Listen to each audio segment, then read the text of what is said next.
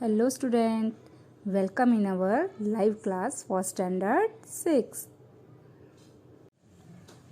Welcome student, part 2 of chapter number 6, beginning of our settled life. Okay, information about the early farmers. Do we have any historical evidence to prove that primitive men were primarily agriculturists and cattle headed?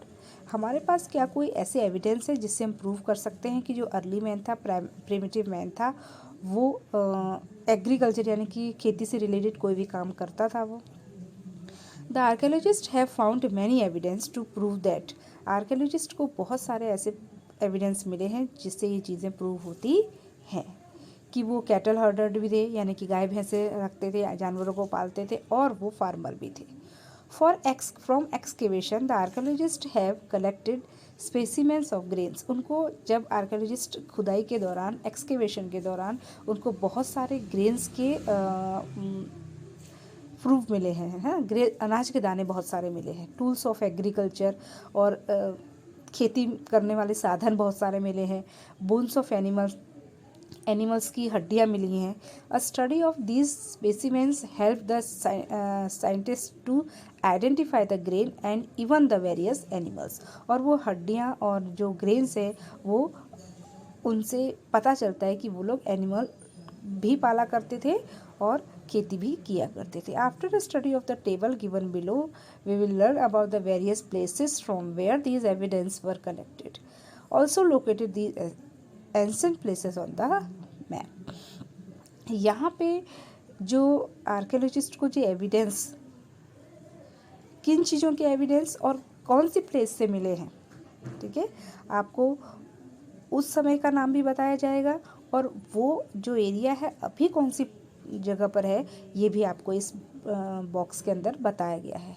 देखो, सबसे पहले wheat, barley, goats, sheep and cows, इन सब के जो evidence है वो मेहरगढ़ में पाए गए, जो कि अभी जो एरिया है मेहरगढ़ का वो पाकिस्तान के अंदर आता है।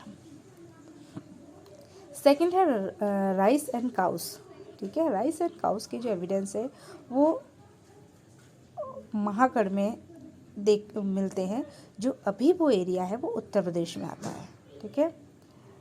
Wheat, dog, cows, buffaloes, gots and sheep, ये इन सब के एविडेंस हमको भुरजोम जो एरिया है वो अभी प्रेजेंट कश्मीर में है।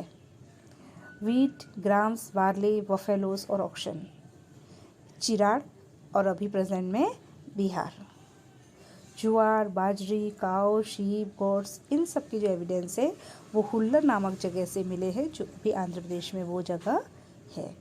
तो आपको इस बॉक्स से ये समझ में आ गया होगा कि जो एविडेंस है आर्कियोलॉजिस्ट के, इतने सारे एविडेंस उनको मिले हैं अनाज के भी और जानवरों के भी, और वो इन सब जगहों से मिले हैं जो जगह आपको बताई गई है। Now the next page is case study of Mehrgarh and ancient place. Mehrgarh evidence के हिसाब से बहुत ही इंपॉर्टेंट प्लेस है। Mehrgarh is a very ancient place from where the earliest evidence of cattle rearing and farming of wheat and barley has been found. Mehrgarh एक सबसे पुरानी और इम्पोर्टेंट जगह है जहाँ से कैटल रेयरिंग और फार्मिंग के एविडेंस मिले हैं आर्कियोलॉजिस्ट को। Earthen bones of animals from this site, यहाँ से जहाँ पे ज़मीन में गड़े हुए एनिमल्स के बोन मिल रहे हैं। Bones of goat, sheep and cows have been excavated which prove that these animals were reared in those days.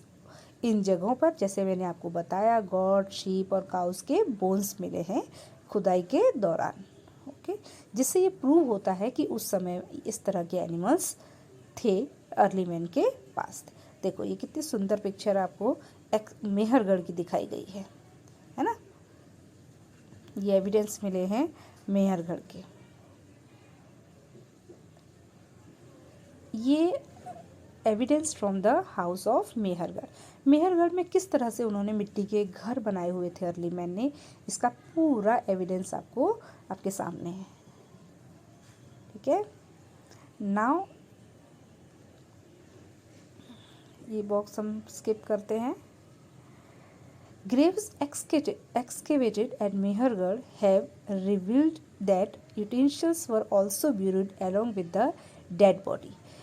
Dead body जो कब्र कुछ मेहरगढ़ से मिली हैं, उनके कब्र के अंदर इंसान की डेड बॉडी के मतलब उसके स्केलेटन के साथ कुछ अर्थन पॉट्स यानी कि मिट्टी के कुछ यूटेंसिल्स भी मिले हैं, जिससे ये माना जाता है कि वो लोग बॉडी के साथ ही उनको भी दफना दिया करते थे। उसके यूज़ का जो सामान होता था उसको भी दफना दिया करते थे। From one grave in Mehrgarh along with the dead body, the dead remains of the god have also been found. ऐसा माना जाता था कि उस समय ऐसा सोचते थे वो लोग, उनकी ये मान्यता थी अर्ली मैन की कि इंसान जो भी इस जन्म में मतलब जो भी चीज़ें वो यूज़ कर रहा है अपने साथ, चाहे उसके वो एनिमल्स हों, उसके ज्वेलरी हो, उसके सामान कपड़े हों, बर्तन हो, जो भी चीज़ें वो यूज़ कर रहा है, वो अगर वो मरने के बाद उसकी कब्र में ही वो लोग रख दिया करते थे। ठीक है, ऐसा मानते थे कि नेक्स्ट डे उसका जन्म होगा तो ये सारी चीज़ें उसको वहाँ पर काम आएंगी। ठीक है, तो इस वजह से वो लोग उनकी कब्रों में ही, मरने वाले की कब्र में उससे रिलेटेड सारा सामान भी रख दिया करते थे। Now the next page is beginning of agriculture. Farming की बिगनिंग कैसे हुई अर्ली मैन की लाइफ में। You must have learn by now that primitive man wandered about the search of suitable food. With the passes of time, he must have learned which food was edible, where it could be grown and how. These ideas and thoughts must have encouraged him to become a farmer. धीरे धीरे इंसान जब fruits और vegetable और root vegetables खाने लगा तो उसे ये पता चल गया, कुछ चीज़ उसने खाई तो उसे कड़वी लगी, कुछ अच्छी लगी, टेस्टी लगी, कुछ बिटर लगी, तो उसे धीरे धीरे ये पता चल गया कि कौन सी चीज़ें खाने लायक हैं और कौन सी चीज़ें खाने लायक नहीं हैं, और इनको कहाँ पर उगाया जाता है और ये कैसे उगती हैं। तो यही आइडियाज़, वो क्रिएटिव माइंड तो था ही अर्ली मैन। ठीक है, तो यही आइडियाज़ और थॉट्स ने उसे धीरे धीरे फार्मिंग करने के लिए एनकरेज किया। Beginning of a settle life. अब सेटल लाइफ की बिगनिंग हुई बेटा। सेटल लाइफ की बिगनिंग कैसे हुई। Settle life began with man settle down at a place and not wandering any longer. Settle life की स्टार्टिंग वहाँ से हुई कि जब उसने खेती करना स्टार्ट किया, यानी कि फार्मिंग स्टार्ट किया, तो फार्मिंग की देखभाल करने के लिए, अपनी क्रॉप्स की देखभाल करने के लिए उसको वहीं पर रहना पड़ता था। तो वहीं पर रहने के लिए वो धीरे धीरे उसने हट बनाई, फिर मिट्टी का मकान बनाया, धीरे धीरे पक्के मकान बना लिए। इसी तरह वो एक जगह पर सेटल हो गया। फिर एक जना वहाँ रहने लगा, फिर दूसरा जना उसको देख के खेती करने लगा, फिर तीसरा। इस तरह से उनके वहाँ पे बड़े बड़े घर बन गए और बहुत सारे घर बन गए और एक गाँव बन गया। तो इस तरह से ही एग्रीकल्चर की हेल्प से ही उसने सेटल लाइफ स्टार्ट किया। और फिर वो अपने लिए एनिमल्स को पालने लगा। आपको पता है कि भाई खेती के लिए हमको गाय भैंस इन सब की ज़रूरत पड़ती है। ठीक है, और आपने पहले स्टोरी में भी देखा, डॉग तो पहले से ही उनके साथ थे, फिर गॉट वगैरह भी उनके साथ थी। तो सारी चीज़ों को वो वहाँ पर रखने लगे। The first time animal was dog. उनका सबसे पहला पालतू जो जानवर था वो डॉग था। Later on man started rearing sheep goat. अपनी सहूलियत के हिसाब से वो लोग शीप गॉट और काउस को पालने भी लगे थे। The first crops cultivated by man were wheat and barley. Wheat और बार्ले जो सीरियल्स हैं वो उसके द्वारा उगाए गए सबसे पहले अनाज थे। It all started nearly 12,000 years ago. 12,000 साल पहले लगभग उसने अनाज उगाना स्टार्ट किया। यहाँ पे सोचो जरा कि why was the dog the first animal to be tamed by man. Dog को ही उसने क्यों पसंद किया। उसने देखा डॉग की क्वालिटी। ठीक है, हमें पता है कि डॉग सबसे फेथफुल, सबसे ईमानदार एनिमल होता है, इसीलिए ये क्वालिटी देख के ही उसने डॉग को सबसे पहले पालना पसंद किया। A new lifestyle. Man was a wandered in the earliest stage of civilization. He started leading a settled life by engaging in agriculture and rearing animals.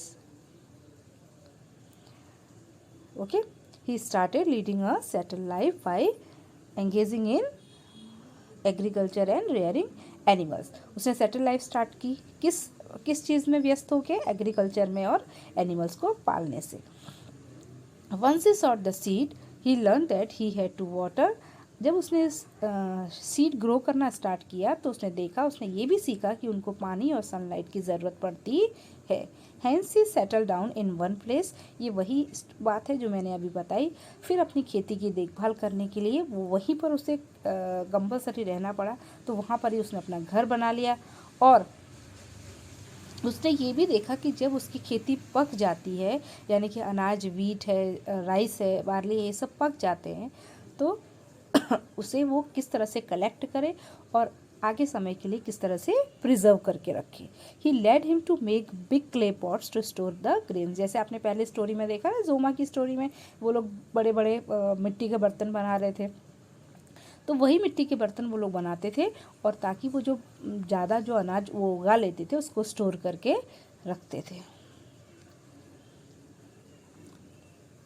Next topic is the beginning of a settled life. The archaeologists have excavated site where man lived and found that they stayed in house, cooked and reared animal. All kinds of tools have also been excavated. Some sharp stone tools have been found. A stone mortar to pound on crushed grain and plant has also been excavated.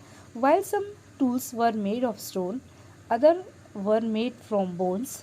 Many clay pots were used for storing grains, which were found from the excavated site. Different तरह के tools मिले हैं। कुछ tools जो खेती के काम आते थे, कुछ टूल्स जो उनको किसी भी चीज़ को काटने या तोड़ने के लिए काम आते थे।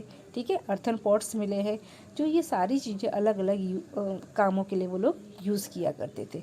Wheat and rice had become a part of their food. Wheat और राइस उनके लाइफ का एक इम्पोर्टेंट हिस्सा बन चुका था। Hence man had transferred from being a hunter gather to a farmer herder who now led a settle life. अब जो एक हंटर गैदरर था, यानी कि झुंड में शिकार के लिए यहाँ से वहाँ भटकता रहता था, उनकी लाइफ टोटली चेंज हो गई थी, और वो अब एक सेटल लाइफ, यानी कि एक जगह पर, जैसे हम लोग एक जगह पर मकान लगा कर रहते हैं, वैसे ही वो लोग भी सेटल लाइफ जीना सीख लिया था। Here is a picture of some pots which are excavated by the archaeologist. यहाँ पे आर्कियोलॉजिस्ट को कुछ कुछ टूल्स जो ज़मीन के नीचे से मिले हैं वो यहाँ पे उन्होंने बताए हैं। टूल्स एंड वेसल्स हैं बेटा, देखो ये मटके जैसे दिख रहे हैं। ठीक है, फिर वो काटने का नहीं, खेती काटने के लिए हम ये यूज़ करते हैं गाँव में। फिर कुछ एक्स जैसा भी है ना, बर्तन है अलग अलग तरह के, वो मसाला पीसने वाला लगता है ना। तो अलग अलग तरह के जो टूल्स हैं वो एक्सकेवेशन के दौरान, यानी खुदाई के दौरान, आर्कियोलॉजिस्ट को ज़मीन के नीचे से मिले हैं अलग अलग जगहों से, जिससे ये प्रूव होता है कि वो एक जगह पर रहकर सेटल लाइफ जीने लगे थे। अनाज और जानवरों के साथ वो खेती करने लगे थे और जानवरों को भी पालने लगे थे। सो यहाँ पे आपका ये चैप्टर फिनिश होता है। आई होप ये चैप्टर आपको समझ में आ गया होगा। आप एक बार पूरा चैप्टर रीड करिए तो और अच्छे से समझ में आ जाएगा। Okay, bye bye. Please like and subscribe our channel. We need your support. Thank you.